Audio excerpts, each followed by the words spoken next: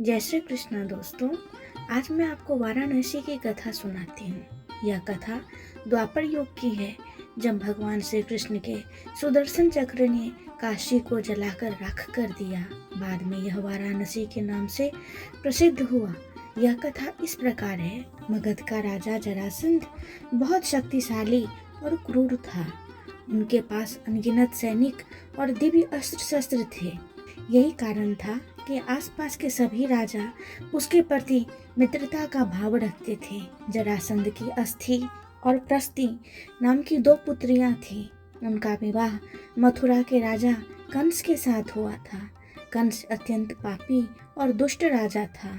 प्रजा को उसके अत्याचारों से बचाने के लिए भगवान श्री कृष्ण ने उसका वध कर दिया। दामाद की मृत्यु की खबर सुनकर जरासंध क्रोधित हो उठा। प्रतिशोध की ज्वाला में जलते जरासंध ने कई बार मथुरा पर आक्रमण किया, किंतु हर बार श्री कृष्ण उसे पराजित कर जीवित छोड़ देते थे।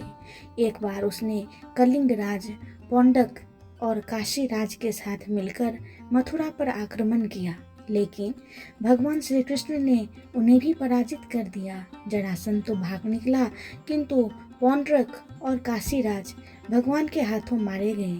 काशीराज के बाद उसका पुत्र राजा बना और श्री कृष्ण से बदला लेने का निश्चय किया। वह श्री कृष्ण की शक्ति जानता था, इसलिए उसने कठिन तपस्या कर भगवान शिव को प्रसन्न किया और उन्हें समाप्त करने का वर मांगा। भगवान शिव ने उसे कोई अन्य वर मांगने को कहा, किंतु वह अपनी मांग पर अड़ा रहा।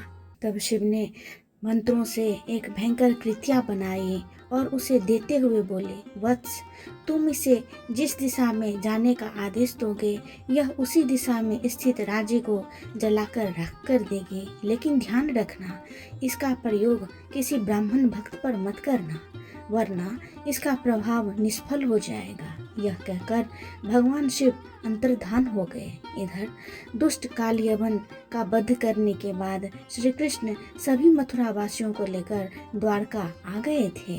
काशीराज ने श्री कृष्ण का वध करने के लिए कृत्या को द्वारिका की ओर भेजा।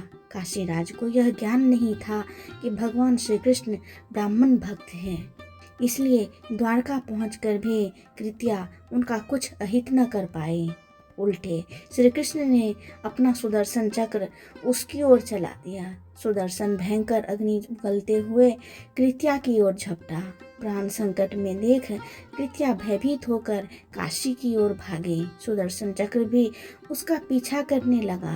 काशी पहुंचकर सुदर्शन ने कृत्या को भस्म कर दिया, किंतु फिर भी उसका क्रोध शांत नहीं हुआ और उसने काशी को भस्म कर दिया। कालांतर में वारा और असी नामक दो नदियों के मध्य यह नगर पुनः बसा। वारा और असी नदियों के मध्य बसे होने के कारण इस नगर का नाम वाराणसी पड़ गया। इस प्रकार काशी का वाराणसी के रूप में पुनर्जन्म हुआ। दोस्तों, आपको मेरी ये छोटी सी कहानी कैसी लगी मुझे कमेंट में ज़रूर बताएं। चैनल को लाइक, शेयर, सब्सक्राइब करना न भूलें। धन्यवाद। जय श्री कृष्ण।